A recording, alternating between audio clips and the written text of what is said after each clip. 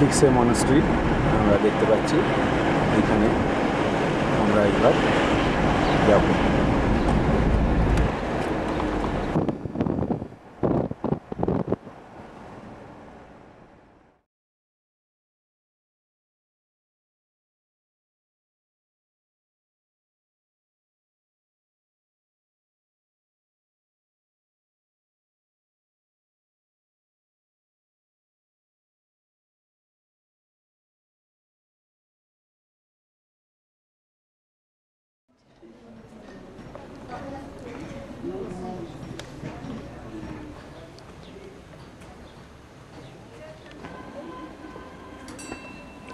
ঠিকসে গোম্পা থেকে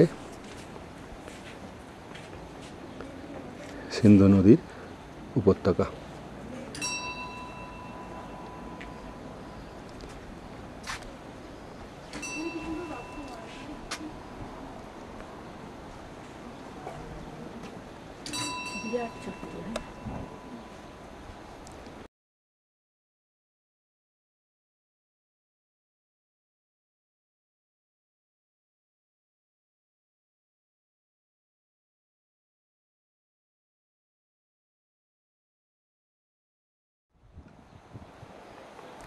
এই গোম্পা স্টকময় সেরাব জাংপ্রো প্রথম স্থাপন করেন, তবে তারই ভ্রাতুষ্পুত্র স্পোন পালডান সেরাব নতুন করে এই জায়গায় লে থেকে 17 কিলোমিটার দক্ষিণ পূর্বে 1430 খ্রিস্টাব্দে এই সুন্দর থিকসে গুম্ফা নির্মাণ করেন।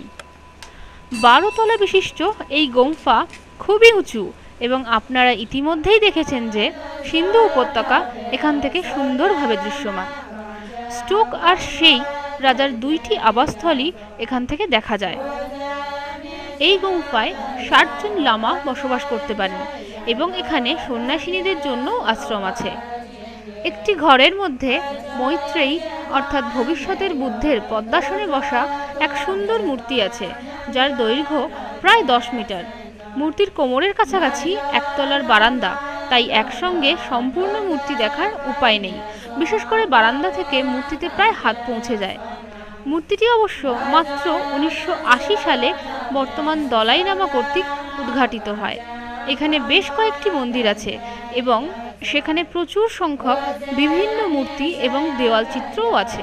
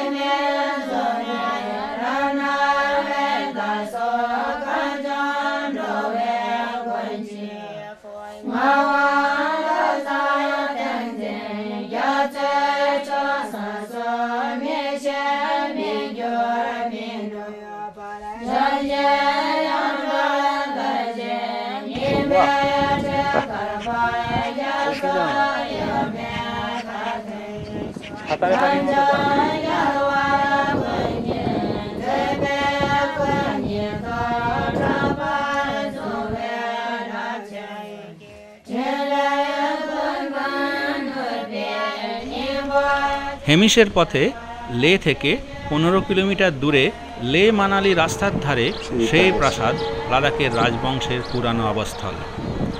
লাচেন পালজিওগন প্রায় 550 বছর আগে এই প্রাসাদ নির্মাণ করেন। প্রাসাদের মধ্যে এক গোম্পায় লাদাখে বুদ্ধের পুরানো বৃহত্তম সোনালী মূর্তি আছে। লাদাখি ভাষায় সে প্রতিবিম্ব বা আয়নার প্রতিশব্দ। সম্ভবত এখানকার জলাভূমিতে প্রাসাদের প্রতিবিম্ব থেকে প্রাসাদের নামকরণ হয়েছে। আপনারা নিশ্চয়ই দেখছেন এই প্রাসাদ থেকেও সিন্ধু উপত্যকার দৃশ্য বেশ ভালোই। চারিপাশের চোরতেন বা স্মারকের অবস্থান এই জায়গার এক বিশেষত্ব।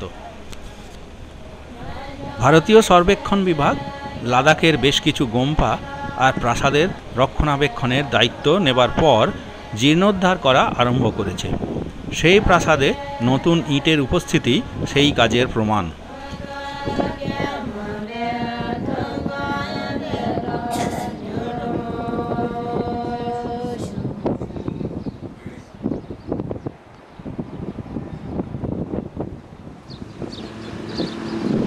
সেই প্যালেসের ঠিক সামনে রাস্তার ধারে এক জলাভূমি।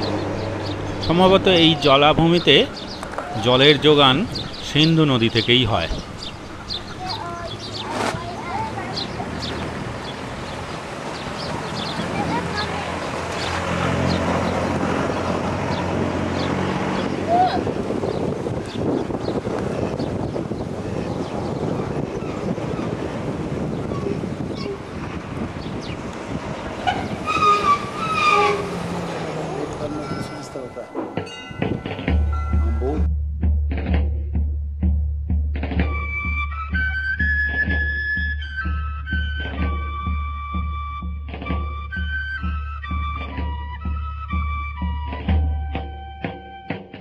दूर से आए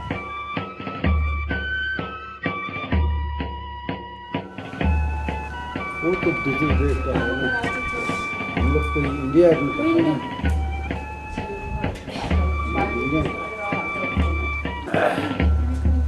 স্টক প্যালেসের মধ্যে মিউজিয়ামের বাইরে।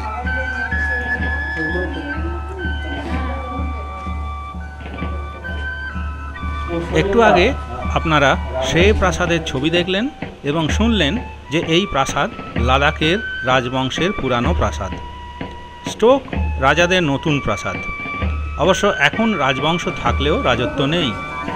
যাই হোক, এই প্রাসাদ সিন্ধু নদীর পশ্চিম পারে এবং সিন্ধু ও NH-21 থেকে সেই প্রাসাদের তুলনায় কিছুটা দূরে অবস্থিত। চারতলা বিশিষ্ট 77টি কামরাযুক্ত এই প্রাসাদ 19বিংশ শতাব্দীর প্রথম ভাগে লাদাখের তখনকার অধিপতি নির্মাণ করেন। এখনকার মহারানী বা গ্যালমো দেশকিট আংপা এখনও এই প্রাসাদে বাস করেন। তিনি এককালে লাদাখ থেকে সাংসদ ছিলেন। বর্তমানে মহারানী তার বিরাট প্রাসাদের এক অংশে একটি মিউজিয়াম তৈরি করেছেন।